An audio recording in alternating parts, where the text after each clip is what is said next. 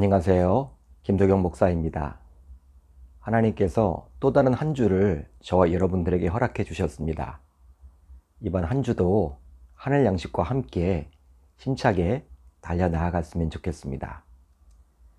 자, 오늘 우리가 나눌 말씀은 출애굽기 12장 21절로 28절, 출애굽기 12장 21절로 28절입니다. 제가 읽겠습니다. 모세가 이스라엘 모든 장로를 불러서 그들에게 이르되 너희는 나가서 너희의 가족대로 어린 양을 택하여 유월절 양으로 잡고 우슬초 묶음을 가져다가 그릇에 담은 피에 적셔서 그 피를 문인방과 좌우 문설주에 뿌리고 아침까지 한 사람도 자기 집 문 밖에 나가지 말라. 여호와께서 애굽 사람들에게 재앙을 내리려고 지나가실 때 문인방과 좌우 문설주의 피를 보시면 여호와께서 그 문을 넘으시고 멸하는 자에게 너희 집에 들어가서 너희를 치지 못하게 하실 것임이니라. 너희는 이 일을 규례로 삼아 너희와 너희 자손이 영원히 지킬 것이며 너희는 여호와께서 허락하신 대로 너희에게 주시는 땅에 이를 때 이 예식을 지킬 것이라. 이후에 너희의 자녀가 묻기를 이 예식이 무슨 뜻이냐 하거늘 너희는 이르기를 이는 여호와의 유월절 제사라. 여호와께서 애굽 사람에게 재앙을 내리실 때 애굽에 있는 이스라엘 자손의 집을 넘으사 우리의 집을 구원하셨느니라 하라 하매 백성이 머리 숙여 경배하니라. 이스라엘 자손이 물러가서 그대로 행하되 여호와께서 모세와 아론에게 명령하신 대로 행하니라. 아멘. 하나님의 말씀입니다. 오늘은 이 말씀을 통해서 오직 믿음으로 란 제목으로 은혜를 나누겠습니다. 오늘 말씀을 보게 되면 모세는 이스라엘의 장로회의를 소집했습니다. 바로 이스라엘 백성들이 마지막 재앙에 대비하고 애굽을 떠날 채비를 갖추도록 하기 위함이었죠. 모세는 하나님께 전달받은 내용을 그대로 장로들에게 알림으로 이스라엘 백성들이 하나님의 말씀대로 순종코자 했습니다. 그 내용은 바로 오늘 본문 21절에서 22절을 보면 나오는데요. 너희는 나가서 너희의 가족대로 어린 양을 택하여 유월절 양으로 잡고 우슬조 묶음을 가져다가 그릇에 담은 피를 적셔서 그 피를 문인방과 좌우 설주에 뿌리고 아침까지 한 사람도 자기 집 문 밖에 나가지 말라. 백성들은 가족별로 어린 양을 골라서 잡아야만 했습니다. 이때 양 한 마리를 먹기에 가족 숫자가 적으면 비슷한 규모의 가정과 한 조를 이룰 수가 있었죠. 모두 출애굽기 12장 초반부에 나온 지침대로 하면 되었는데요.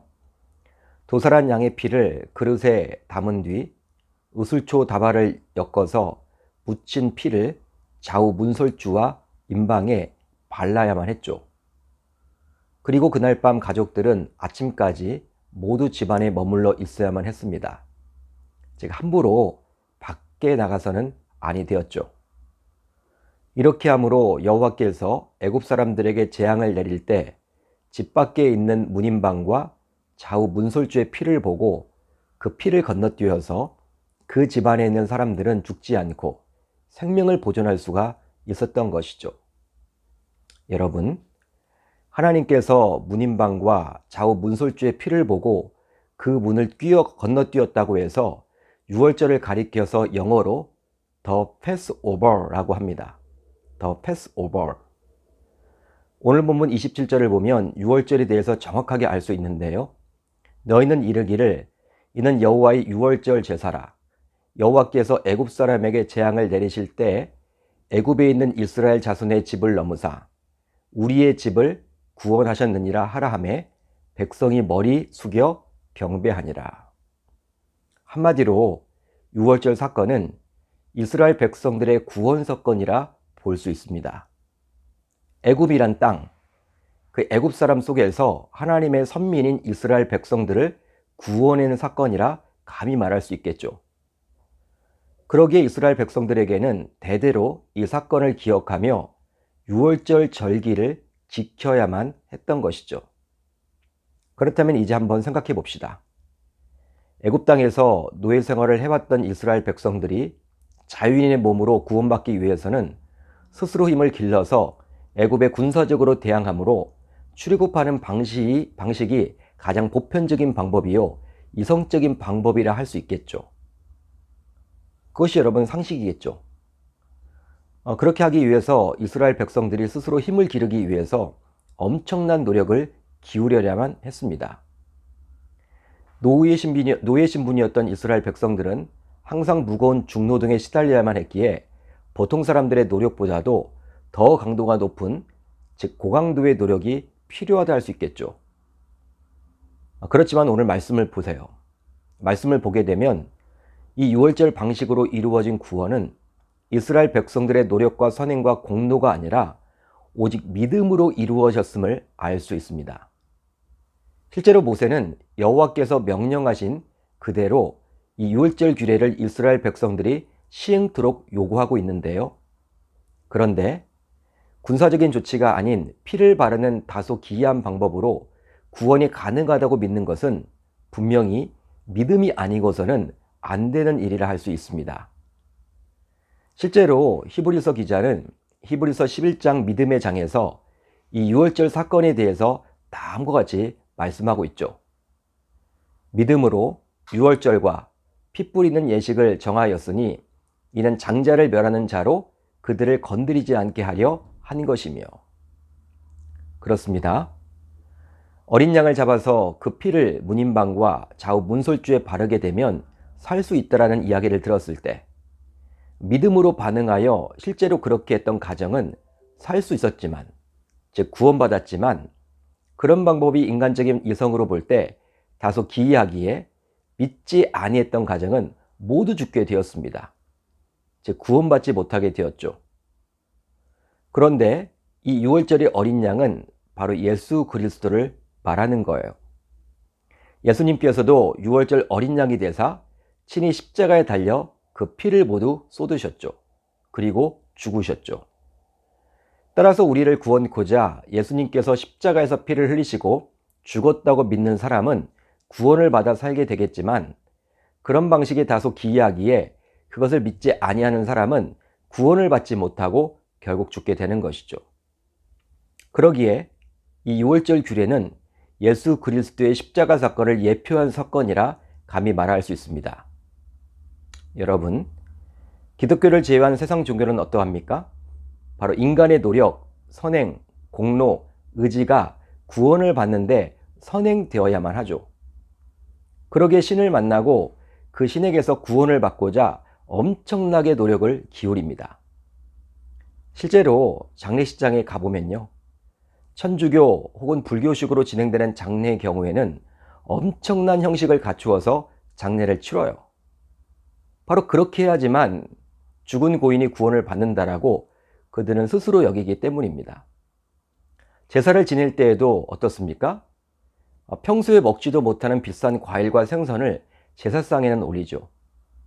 바로 그렇게 정성을 기울여야 조상신을 달랠 수 있다라고 여기기 때문입니다.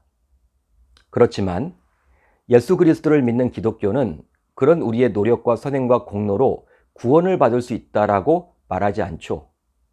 오로지 믿음으로 구원을 받게 되어 있습니다.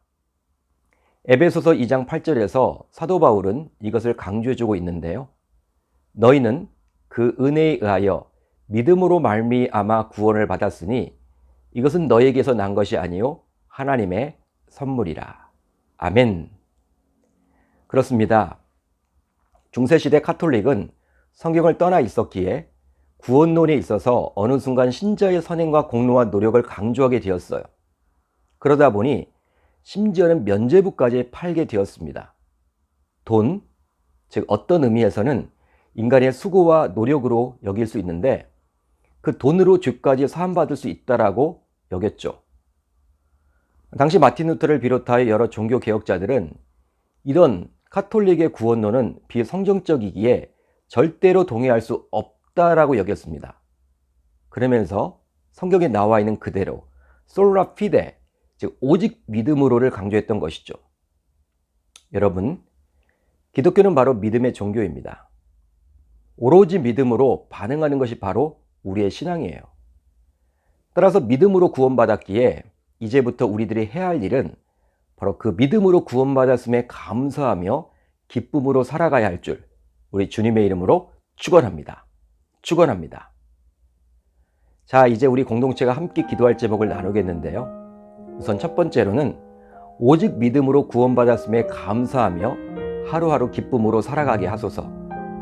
다음으로 항상 기뻐하고 쉬지 말고 기도하고 범사에 감사하는 성도 되게 하소서. 오늘 하루도 말씀을 붙들고 기도하는 가운데 주님과 동행하며 승리하셨으면 좋겠습니다.